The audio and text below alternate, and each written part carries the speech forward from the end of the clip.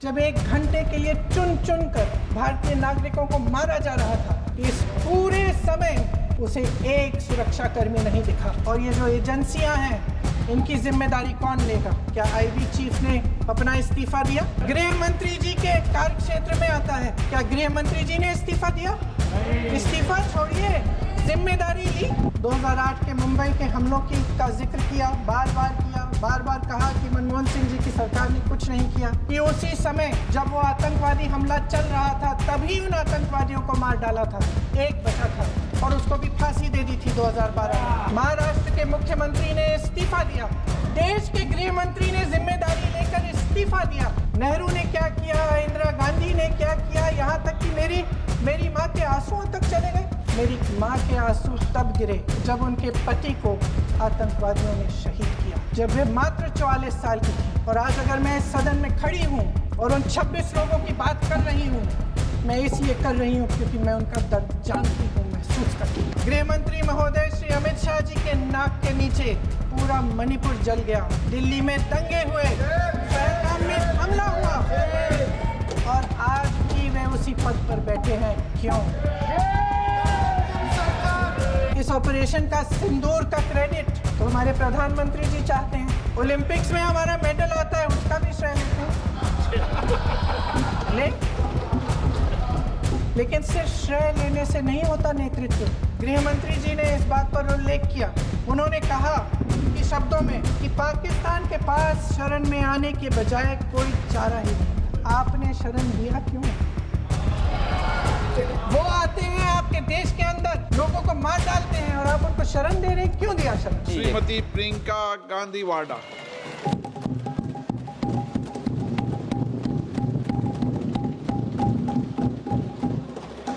आदरणीय अध्यक्ष महोदय, मैं आपको धन्यवाद देना चाहती हूं कि इस महत्वपूर्ण मुद्दे पर आपने मुझे बोलने का मौका दिया। ये अलग बात है कि सत्ता पक्ष के लोग सब मेरे बोलने से पहले ही भाग गए। आइए, आपको देख के मैं खुश थी कि आप वापस आ गए। सबसे पहले मैं उन सैनिकों, उन जवानों, उन अफसरों को नमन करना चाहती हूँ जो हमारे देश के रेगिस्तानों में, हमारे देश के घने जंगलों में, बर्फीले पहाड़ियों पे हमारी देश की रक्षा करते हैं, जो हर पल देश के लिए अपनी जान देने के लिए तैयार रहते हैं। 1948 से लेकर अब तक, जब से पाकिस्तानी रेडर्स ने कश्मीर पे हमला किया, तब से लेकर अब तक हमारे देश की अखंडता की रक्षा करने में उनका बड़ा योगदान है। हमारी आज़ादी अहिंसा के आंदोलन से हासिल हुई, लेकिन जैसे मैंने कहा, उसको कायम रखने के लिए हमारी सेना का बहुत बड़ा योगदान है। अध्यक्ष महोदय, कल मैं सदन में बैठी हुई सबके भाषण सुन रही थी।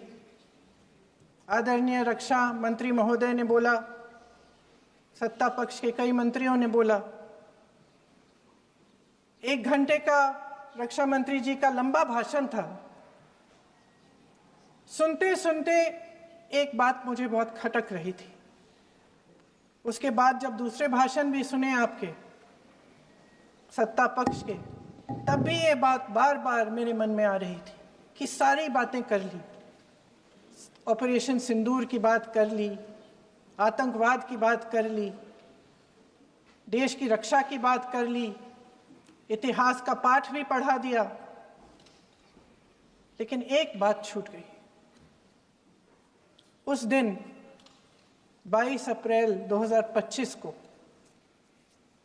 जब 26 देशवासियों को अपने परिवार के सदस्यों के सामने खुलेआम मारा गया, तो ये हमला कैसे हुआ, क्यों हुआ?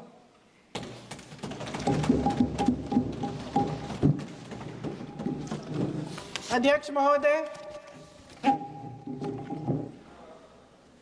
ये लोग बैसारन वैली में, पहलगाम के पास कश्मीर में क्या कर रहे थे। आजकल पब्लिसिटी का दौर है, प्रचार का ज़माना है। कुछ समय से हमारी सरकार ये प्रचार कर रही थी कि कश्मीर में आतंकवाद ख़त्म हो गया है, कि कश्मीर में शांति है, अमन चैन है। प्रधानमंत्री जी ने खूब भाषण दिए, देशवासियों को कहा कि चलिए कश्मीर चलिए, सैर करिए। कई बार मैंने ये भी देखा मीडिया पर, टीवी पर कि कश्मीर जाइए, ज़मीन खरीदिए, अब वहाँ अमन चैन है, शांति का वातावरण है। इसी बीच शुभम द्विवेदी, एक कानपुर के नौजवान, और उनके पूरे परिवार ने तय किया कि वो कश्मीर जाएंगे। शुभम द्विवेदी की 6 महीने पहले शादी हुई थी।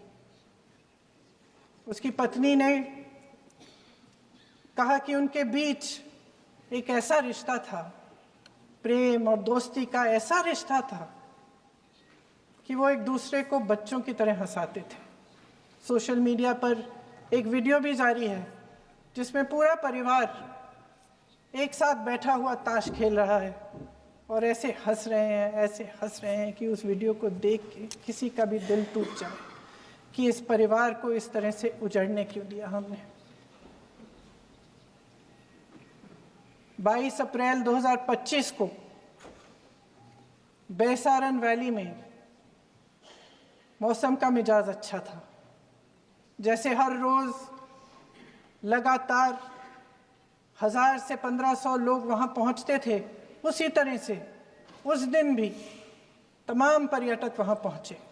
वहाँ का रास्ता आसान नहीं है अध्यक्ष महोदय जी, जंगल से जाना पड़ता है, पहाड़ों के बीच जाना पड़ता है, घोड़े से जाना पड़ता है।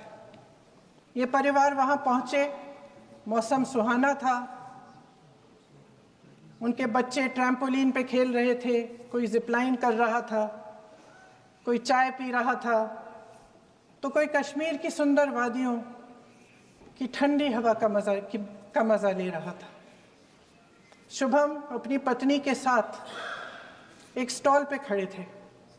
तभी अचानक 4 आतंकवादी जंगल में से निकलते हैं और शुभम को वहीं अपनी पत्नी के सामने मार डालते हैं।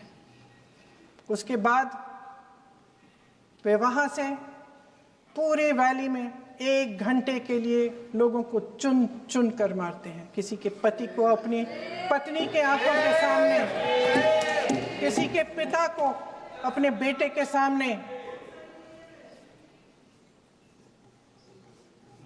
चुन चुन कर 26 लोगों को मार डालते हैं। शुभम की पत्नी घबराकर वहां से भागने की कोशिश करती है, अपनी जान बचाने के लिए जंगल की तरफ दौड़ती है। वहां पता चलता है कि तमाम लोग जंगल की तरफ दौड़े हैं और अपनी जान बचाने की कोशिश कर रहे हैं। कोई अपने बेटे का हाथ पकड़ के पहाड़ों पर घसीटता हुआ जा रहा है, कोई कश्मीरी घोड़े वालों और गाइडों की मदद लेते हुए चले जा रहा है। कोई रास्ता नहीं है, कोई तरीका नहीं है, लेकिन किसी न किसी तरह से शुभम की पत्नी के शब्दों में किसी ऐसी शक्ति ने हमको बचा कर रखा कि हमें किसी न किसी तरह से हम अकेले नीचे पहुंचे। और मैं उनके लफ्ज पढ़ना चाहती हूं, क्योंकि उन्होंने कहा कि इस पूरे समय जब 1 घंटे के लिए चुन चुन कर भारतीय नागरिकों को मारा जा रहा था, इस पूरे समय उसे एक सुरक्षाकर्मी नहीं दिखा, एक सैनिक नहीं दिखा।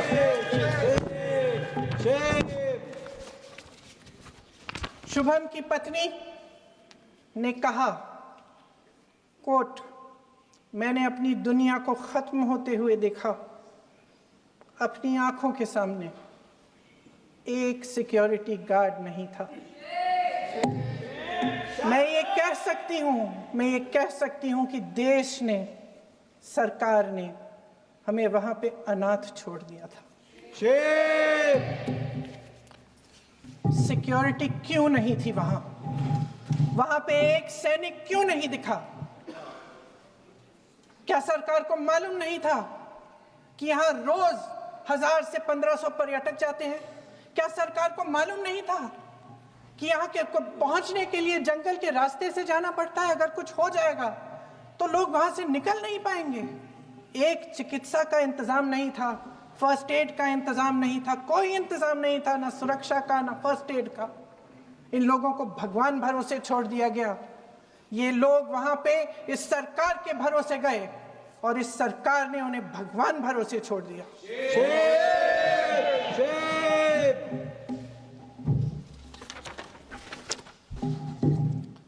मैं पूछना चाहती हूं, ये किसकी जिम्मेदारी थी? इस देश के नागरिकों की सुरक्षा की जिम्मेदारी किसकी है? क्या इस देश के प्रधानमंत्री की नहीं है? क्या इस देश के गृह मंत्री की नहीं है? क्या इस देश के रक्षा मंत्री की नहीं है? क्या एनएसए की नहीं है? अध्यक्ष महोदय, पहलगाम हमले से सिर्फ 2 हफ्ते पहले हमारे गृह मंत्री महोदय जी कश्मीर गए थे। किस लिए गए थे? जो सुरक्षा की व्यवस्था है इसको देखने के लिए गए थे, इसको रिव्यू करने के लिए गए थे। और उन्होंने वहां कहा कि आतंकवाद पर विजय प्राप्त हुई है। ये 2 हफ्ते पहले है। 3 महीने बाद जेएनके के गवर्नर साहब एक आम इंटरव्यू में ऐसे ही चलते चलते कह देते हैं कि हाँ, बैसारन वैली में बहुत लापरवाही हुई और इसके लिए मैं जिम्मेदारी लेता हूँ। ऐसे ही चलते चलते, और वो बात होती है, खत्म भी वहां होती है और वहीं खत्म हो जाती है। उनसे जिम्मेदारी ली भी नहीं जाती, कोई सवाल नहीं उठाता, कोई जवाब नहीं देता। अध्यक्ष महोदय, उस हमले की जिम्मेदारी एक आतंकवादी गुट जिसका नाम टीआरएफ है थोड़े दिनों बाद लेती है। कौन है ये टीआरएफ? 2019 में ये गुट बना।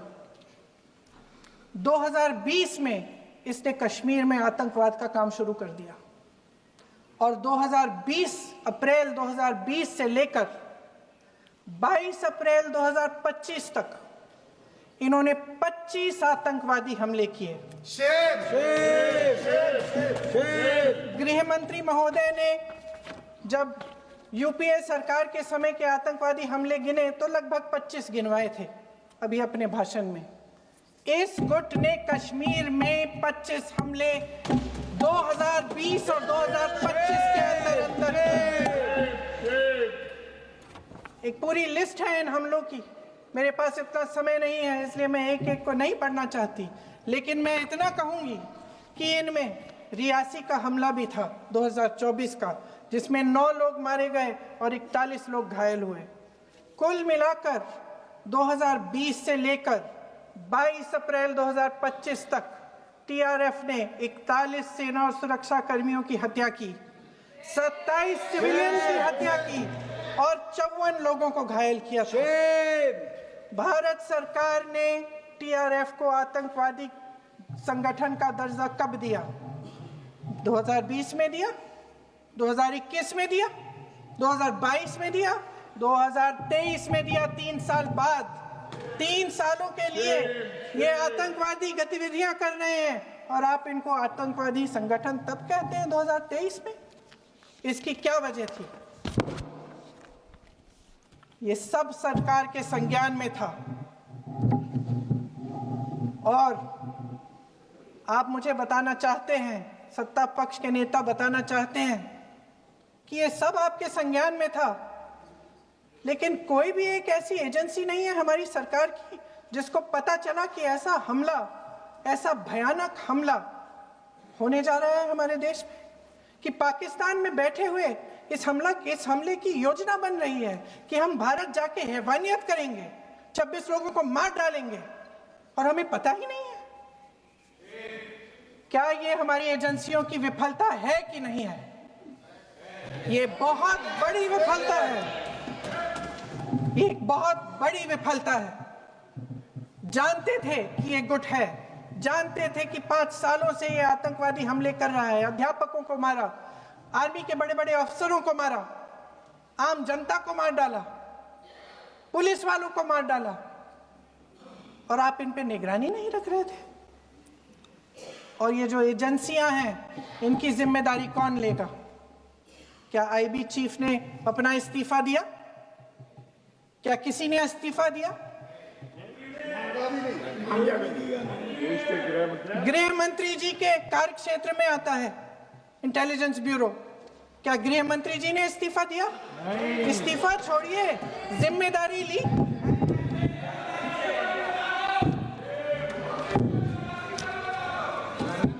साहब देखिए, इतिहास की बात आप करिए, मैं वर्तमान की बात करना चाहती हूँ। आपको तो एक बहाना चाहिए, आपको तो एक बहाना चाहिए। पूरे परिवार का नाम गिनवा देते हैं। अरे अपनी जिम्मेदारी खुद लीजिए। 11 सालों के लिए तो सत्ता में आप हैं। नेहरू को छोड़ नहीं रहा। कल माननीय गौरव गोगोई जी ने अपने भाषण में पूछा गृह मंत्री जी से, क्या आपकी जिम्मेदारी नहीं थी? मैं देख रही थी।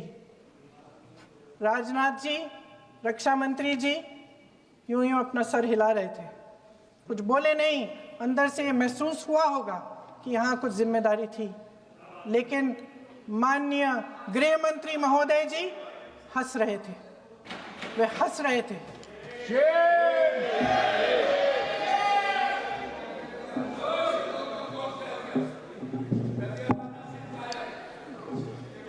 अध्यक्ष महोदय, कल सत्ता पक्ष और आज भी सत्ता पक्ष के नेताओं ने 2008 के मुंबई के हमलों का जिक्र किया, बार बार कहा कि मनमोहन सिंह जी की सरकार ने कुछ नहीं किया।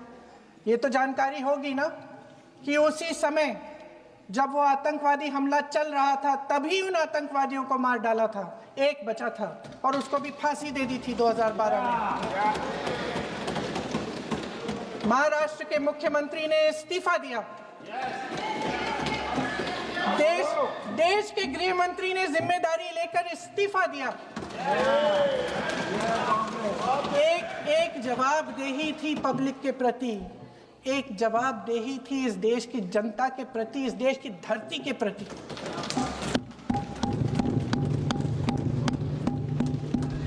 राजनाथ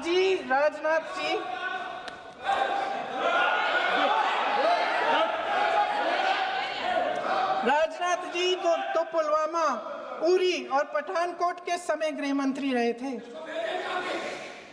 आज वे रक्षा मंत्री हैं और हमारे गृह मंत्री महोदय श्री अमित शाह जी के नाक के नीचे पूरा मणिपुर जल गया, दिल्ली में दंगे हुए, पहलगाम में हमला हुआ, और आज भी वे उसी पद पर बैठे हैं। क्यों? अध्यक्ष महोदय, बमबारी से अखबारों के हेडलाइन बनते हैं, मगर कहानी सुरक्षा में की चूक में भी है। आज देश खोखले भाषण नहीं सुनना चाहता, देश जवाब चाहता है, तसल्ली चाहता है कि सच उससे छिपाया नहीं जाएगा। देश जानना चाहता है कि उस दिन अप्रैल 22, 2025 को क्या हुआ और क्यों हुआ। आप तो खुद अपनी पीठ थपथपाने में लगे रहते हैं। सेना, देश, संसद से सच छुपाते हैं। ऑपरेशन सिंदूर जब शुरू हुआ, हम सब ने समर्थन किया, सब एकजुट होकर खड़े हो गए इस देश के लिए। दोबारा होगा, दोबारा खड़े हो जाएंगे। अगर हमारे देश पे हमला होता है तो यहाँ इस सदन में किसी भी पार्टी का हो, कोई भी हो, सब आपका समर्थन करेंगे। और हमें अपनी सेना पर गर्व है कि उन्होंने इस बार भी दृढ़ता से लड़ाई लड़ी, धैर्य से लड़ाई लड़ी, वीरता से लड़ाई लड़ी। लेकिन इस ऑपरेशन का सिंदूर का क्रेडिट, उसका श्रेय तो हमारे प्रधानमंत्री जी चाहते हैं। सही भी है, ठीक है, सही है, श्रेय ले। ओलंपिक्स में हमारा मेडल आता है, उसका भी श्रेय लेते हैं। ले, लेकिन सिर्फ श्रेय लेने से नहीं होता नेतृत्व, जिम्मेदारी भी लेनी पड़ती है।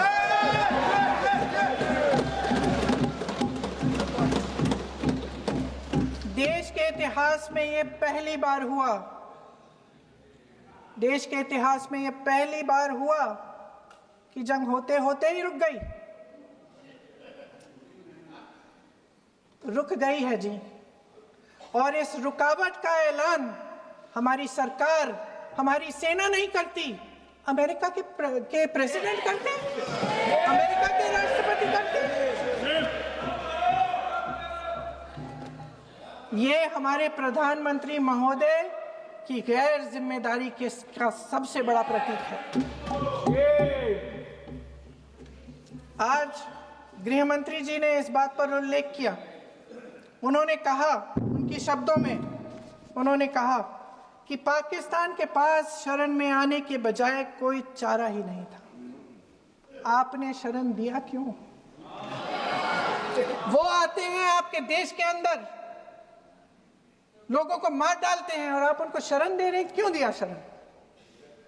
इसका जवाब क्यों नहीं दिया एक भी भाषण में? जैसे ये बात उठी, शरण की बात की, हमारे गृह मंत्री जी ने इतिहास में चले गए। नेहरू ने क्या किया, इंदिरा गांधी ने क्या किया, यहां तक कि मेरी मां के आंसुओं तक चले गए। लेकिन इस सवाल का जवाब नहीं दिया कि ये सीज फायर हुआ क्यों, ये जंग रुका क्यों, और तब क्यों रुका जब दुश्मन के पास कोई चारा नहीं था हमारी श्रेय में आने के बजाय। क्यों रुका ये जंग? इसका जवाब नहीं दिया। धन्यवाद। आप देंगे?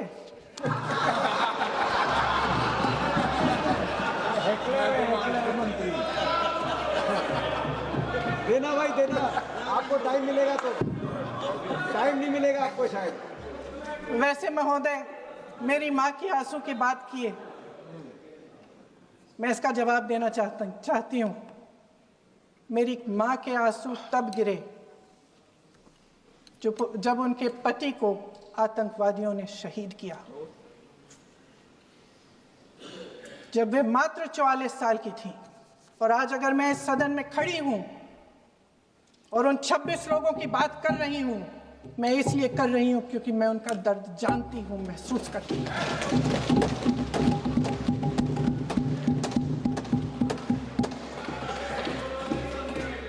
अध्यक्ष महोदय, मैंने कहा कि देश का नेतृत्व सिर्फ उपलब्धियों का श्रेय लेने से मजबूत नहीं होता। सफलता और विफलता दोनों की जिम्मेदारी लेने से बुलंद होता है। ये सोने का ताज नहीं है, कांटों का ताज है। अध्यक्ष महोदय, जब सरकार झूठी और कायर हो तो वे बहादुर से बहादुर सेना के साहस और पराक्रम को भी कमजोर कर देती है। देश को प्रतिशोध के साथ साथ सबके प्राणों की रक्षा का प्रण चाहिए। सेना की शक्ति के साथ सरकार की सच्चाई भी चाहिए। महान देशभक्त शहीद इंदिरा गांधी जी, जिन्होंने सफल कूटनीति के बल पर अमेरिका के राष्ट्रपति निक्सन का मुकाबला करके पाकिस्तान का विभाजन करवाया, बांग्लादेश बनाया, 1 लाख पाकिस्तानी सैनिकों को आत्मसमर्पण करने पर मजबूर किया, उन्होंने कभी इसका श्रेय लेने की कोशिश नहीं की। ऑपरेशन सिंदूर का मकसद अगर पाकिस्तान को सबक सिखाना था तो शायद ये मकसद अभी अधूरा है, क्योंकि हमारी कूटनीति विफल रही है।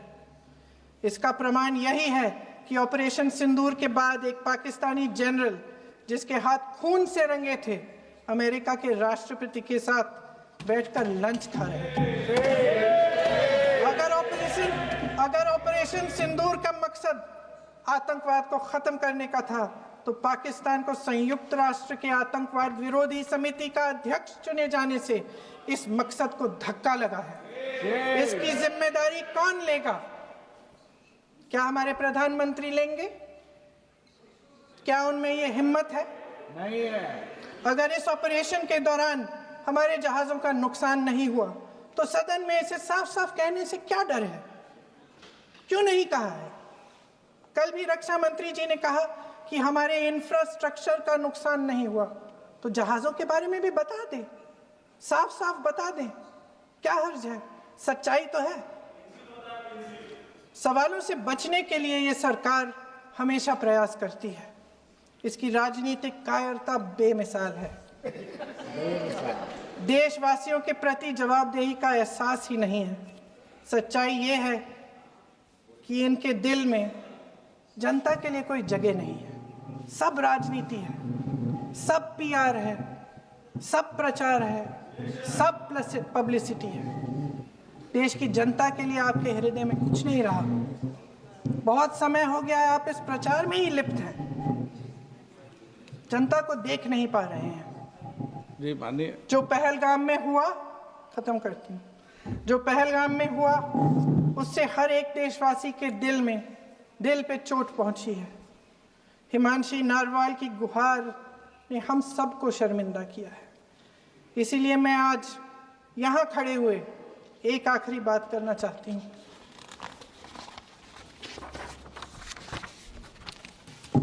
इस सदन में लगभग सभी के पास सुरक्षा है, सुरक्षा की व्यवस्था है।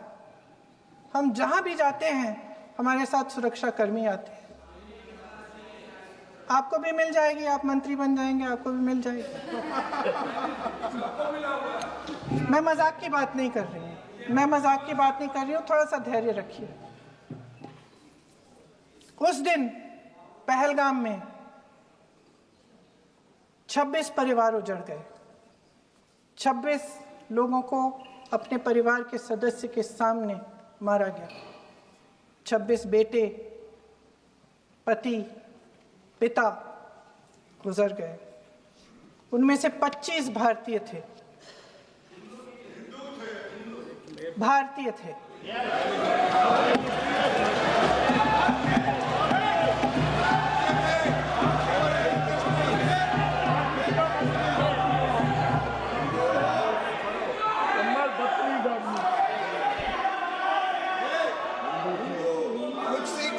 जितने भी लोग बैसारन वैली में थे और जो 25 भारतीय मारे गए, उनके लिए कोई सुरक्षा नहीं थी, कोई सुरक्षा नहीं थी। आप कितनी भी ऑपरेशन कर डालें, आप इस सच्चाई के पीछे छुप नहीं सकते, इसे नकार नहीं सकते। आपने उनको सुरक्षित नहीं किया। कोई शर्म नहीं है, कोई शर्म नहीं है, कोई शर्म नहीं है और ना कभी होगी। सुन लीजिए, सुबह भी मैं शिव मंत्र बोल के आई हूं। इनको क्या पता शिव मंत्र क्या है? शिव मंत्र खत्म कर लूं अपना भाषण। शिव मंत्र मैं एक बार उन 25 भारतीयों के चुप रही। मैं एक बार उन 25 भारतीयों के नाम इस सदन में पढ़ना चाहती हूं, ताकि यहां बैठे हर सदस्य को यह एहसास हो कि वे भी हमारी तरह इंसान थे, किसी राजनीतिक बिसात के मोहरे नहीं थे। वे भी इस देश के बेटे थे, वे भी इस देश के शहीद हैं। उनके परिजनों के प्रति हम सब की जवाबदेही बनती है। उन्हें सच्चाई जानने का हक है। समीर गुहा भारतीय, बिट्टन अधिकारी, मनीष रंजन, हेमंत सुहास जोशी, विनय नारवाल, सुशील नथनियल, अतुल श्रीकांत मोने, सैयद आदिल हुसैन शाह, माननीय वानी, रामचंद्रन, संजय लक्ष्मण लेले, माननीय प्लीज, दिनेश अग्रवाल, दिलीप दिल से, प्रशांत कुमार सतपति, JS चंद्रमौली। अब बोलिए, अब आराम से। JS चंद्रमौली, यतीश परमार, S मधुसूदन राव, माननीय सदस्य, नारेबाजी का सदन नहीं है। शैलेश कलाटिया, ये तरीका ठीक नहीं है आपका। भूषण मंजुनाथ राव, कौस्तभ गणबोते,